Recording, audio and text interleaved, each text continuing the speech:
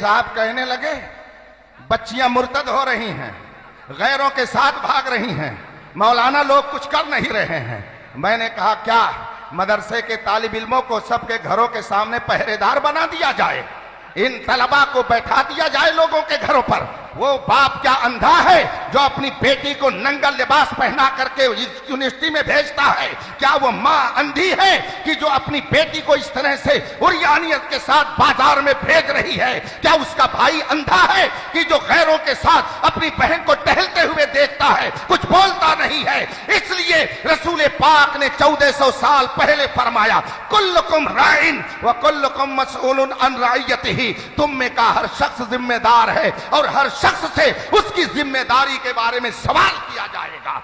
ये बहुत आसान है कि मौलाना लोग कुछ करते नहीं है, यही तो कर रहे हैं तो आपका ईमान महफूज है, यही तो तकरीरें कर रहे हैं तो नबी से आपका रिश्ता बाकी है, यही आपके सामने किताबें लिख लिख करके पेश कर रहे हैं तो आप पढ़ करके तहारत और वजू और गुस्ल का तरीका जानते हैं, यही शुअरा पढ़ रहे हैं तब आप कहते हैं मैं सो जाऊं या मुस्तफा कहते कहते, खुले आंख सल्ले अला कहते कहते। मैं कभी कभी ये कहता हूं कि जिस तरह से हमारे सच्चे उलमा का किरदार दावत व तबलीग के हवाले से बहुत अहम है, हमारे कुछ अच्छे शुअरा का भी किरदार बहुत ही अहम है। इसलिए कि इन शुअरा ने हमारे लाखों नौजवानों की जबान से गाने के नगमे को छुड़ा करके मुस्तफा की नात पढ़ने का हुनर अता फरमाया है। मैं ये कहता हूं हमारे बेशुमार नौजवान ऐसे हैं कि जो कल तक गाना बैठ करके सुनते थे मगर अब मुस्तफा की नातें सुनते हैं। किसी ने असद इकबाल को पसंद कर लिया तो किसी ने अख्तर ज़ियाई को पसंद कर लिया, किसी ने वैस कादरी को पसंद कर लिया, मगर सब कहते हैं मजा तो जब आता है जब बरेली के रजा का कलाम सुनाया जाता है। अभी रास्ते में मैं आ रहा था, अख्तर साहब मेरे साथ थे, किसी शायर की नात चल रही, किसी शायर ने नात पढ़ना शुरू किया, लगा दी गई गाड़ी में वो नात और सरकार मुफ्ती आजम हिंद की नात वो सुनाने लगा। मैंने कहा कि खुदा जाने किस जज्ब के आलम में खानवादे रज़विया ने नबी की तारीफ में इन कलमात को कलम बंद किया है कि हजारों मर्तबा सुनने के बाद वही चाशनी, वही लुत्फ, वही मजा, वही वारफ्तगी, वही दीवानगी और नबी से मोहब्बत का वही जज्बा बेदार हो जाता है। इसलिए रफीकान मोहतरम, ईमान की हिफाजत का इस जमाने में सिर्फ एक जरिया है कि रसूल पाक के सच्चे गुलामों की गुलामी का पट्टा अपने गले में डाल लिया जाए। इमाम अहमद रजा ने फरमाया है तेरे गुलामों का नक्शे कदम है राह खुदा, वो क्या बहक सके जो ये सुराग लेके चले। जब तक इस सुराग पर चलते रहेंगे ईमान की हिफाजत होती रहेगी और अगर इधर उधर हुए तो यकीन से जान रखिए इमाम अहमद रजा ने बहुत पहले फरमाया बाएं रस्ते न जा मुसाफिर सुन, राह में राह मार फिरते हैं। इसलिए सिराते मुस्तकीम पर गामजन रहिए और सिराते मुस्तकीम इस दौर में वही है जिसे मसलके आला हजरत कहा जाता है। अभी आपने डिप्लोमा और मुनाजरे का नाम सुना, आपकी क्या गिनती है, बड़ी बड़ी खानकाहों के पीरजादे भी इधर से उधर हो रहे हैं। और ये बात मैं आपको बता दूं, ये मत समझिएगा कि मैं पीरी मुरीदी का मुखालिफ हूं, मेरे खुद कई हजार मुरीद हैं अल्हम्दुलिल्लाह अल्हम्दुलिल्लाह, लेकिन इस वक्त चंद जाहिल पीरों की पीरी मुरीदी ने जमाते अहले सुन्नत में जो इंतशार पैदा किया है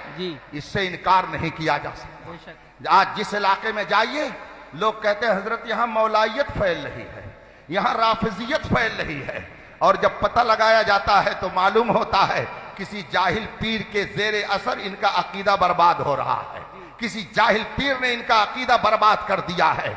और ये तो समझते हैं कि उलमा क्या वो तकरीर करें और जाएं, हाथ पैर चूमने के लिए तो पीर साहब है, नजराना देने के लिए पीर साहब है। इमाम साहब पूरे महीने नमाज पढ़ाएं, इमामत करें, दर्स दे, कुरान पढ़ाएं, हदीस पढ़ाएं तो उनको ये 10,000 रुपया देने में कलेजा फटता है। और पीर साहब 5 मिनट बैठे, दुआ भी सही ढंग से नहीं कर पाते हैं, और जब जाने लगेंगे तो 50,000 रुपया उनकी जेब में डालने में इनको फख्र महसूस होता है। बताइए आपके ईमान की हिफाजत कौन करता है? ये उलमा जो आपके सामने दिन रात किताब सुन्नत का दर्स दे करके कुफ्रियात से बचाते हैं, ईमान की सच्ची बातें बताते हैं, इनके जरिए आपका ईमान बचता है। कि एक शख्स आया, 5 मिनट बैठा, सही ढंग से उसने दुआ भी नहीं की और चला गया, उससे आपके ईमान की हिफाजत कैसे हो जाएगी?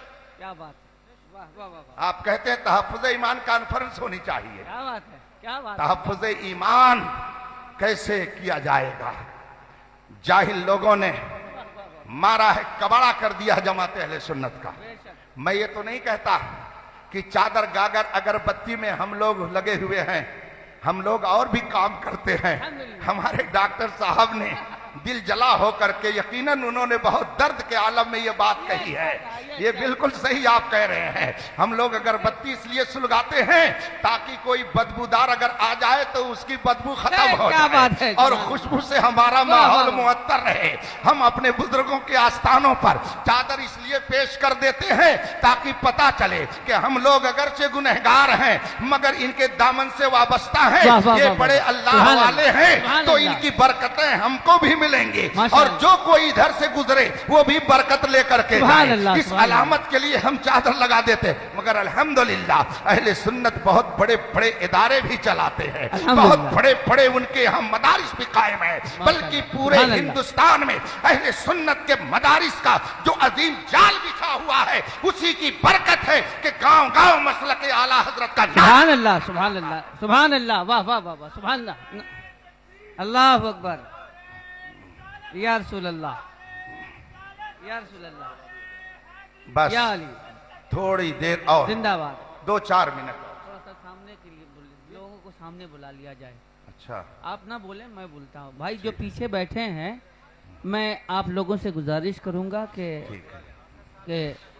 सामने तशरीफ ले आए। दरूद शरीफ पढ़े। अल्लाहुम्मा सल्ली अला सय्यदना व मौलाना मुहम्मद मादिल जूद वल करम व आलिहिल किराम अजमईन। अभी 2 रोज पहले झांसी शहर में जो कुछ हुआ, मीडिया के जरिए आपने उसको मालूम कर लिया होगा। ये अवाम कैसे गुमराह हुए, कैसे उनको ये जुरात हुई कि हजरत अमीर मुआविया की शान में गालियां शुरू कर दी उन्होंने। अज खुद उन्होंने ये किया क्या? उन्होंने अज खुद सहाबा की शान में तबर्रा शुरू किया क्या? अज खुद उन्होंने राफजियत को अपनाया? नहीं, एक जाहिल पीर ने वहां जाकर के कौम का दिमाग खराब किया। नतीजा यह हुआ कि मुनाजरा करने के लिए चैलेंज बातिल की तरफ से होने लगा, लेकिन जब रजा के शेर पहुंचे तो दुम दबा करके भाग गए। इसीलिए मैं कहता हूं किल के रजा है खंजरे खूंखार बरकबार, आदा से कह दो खैर मनाए नशर करें। मैंने थोड़ी सी बात आपके दरमियान रख दी थी। सेठ की भी जिम्मेदारी है, इंजीनियर की भी जिम्मेदारी है, आलिम की भी जिम्मेदारी है, डॉक्टर की भी जिम्मेदारी है। एक है दीन, एक है दुनिया। जब डॉक्टर ने दुनिया कमाई, जब इंजीनियर ने दुनिया कमाई, जब सेठ ने दुनिया कमाई, तो कौम के दुनिया की हिफाजत वो करे। इन उलमा ने दीन कमाया, इसलिए स्टेज के जरिए आपके दीन की हिफाजत ये करेंगे। ये काम बटा हुआ है, हर काम आलिम दीन के जिम्मा नहीं है। उलमाए दीन आपके दीन की हिफाजत के लिए गालियां भी सुनते हैं, दिन रात मेहनत भी करते हैं, मशक्कत भी उठाते हैं। कौम के दरमियान जाकर के हक और बातिल के दरमियान खत्ते इम्तियाज जब खींचते हैं तो बुराइयां भी बोल लेते हैं, मगर ये अपनी जबान से यही कहते हैं हर जफा हर सितम गवारा है, इतना कह दे कि तू हमारा है। हम इसलिए नहीं आपके दरमियान आकर के दीन का पैगाम पहुंचाते हैं कि आप खुश हो जाएं, हम इसलिए ये काम करते हैं कि अल्लाह और रसूल। इसलिए सिर्फ ये मत कहिए कि उलमा कुछ बोलते नहीं हैं, कहिए सेठ लोग पैसा दबा के बैठे हैं। अगर किसी का घर गिर जाए जो करोड़पति है, उससे कहिए कि तुम अपने पैसे से घर बनवाओ। बहराइच शरीफ में कुछ घरों में आग लगा दी गई, वो मीडिया पर व्हाट्सएप के जरिए न जाने कितनी बकवास शुरू कर दी गई। मौलाना लोग कुछ बोल नहीं रहे हैं, एहतजाज के लिए निकल नहीं रहे हैं। क्या ये पीर साहब चल करके डंडे खाएं और आप तमाशा देखेंगे? ये सेठ साहब किस दिन काम आएंगे जिनको आपने वोट दिया मुखिया है, जो आपके गांव का प्रधान है, जो गांव का चौधरी है, वो किसके लिए है? वो कब मैदान में उतरेगा? इन सब कामों के वाह, लिए वाह, वाह। ये मुंतखब हुए हैं। ये काम इनसे लीजिए, दीन की हिफाजत का काम हमसे लीजिए। एक सेठ वाह वाह वाह। या इंजीनियर या डॉक्टर बेहतरीन इलाज तो कर सकता है, शानदार नक्शा तो बना सकता है, बेहतरीन इमारत बना सकता है, मगर दीन की हिफाजत और बातिल से मुनाजरे की जब नौबत आएगी तो न सेठ साहब काम आएंगे, न इंजीनियर साहब वाह, काम वाह। आएंगे, न डॉक्टर साहब काम आएंगे। डॉक्टर भी कहेंगे मौलाना को बुलाओ, इंजीनियर भी कहेंगे मौलाना को बुलाओ। किस लिए? वहां क्या जरूरत है? बातिल से मुकाबले के लिए, अहले सुन्नत के अकीदे के तहफ्फुज़ के लिए। इसलिए सच्चे उलमा के दामन से वाबस्ता रहिए, आपके ईमान की हिफाजत होती रहे। माशाअल्लाह, सुभान अल्लाह, या अय्युहल्लज़ीना आमनू आमिनू, माशाअल्लाह। ऐ ईमान वालो ईमान लाओ, ऐ ईमान वालो क्या बात है। ईमान लाओ। सुभान अल्लाह।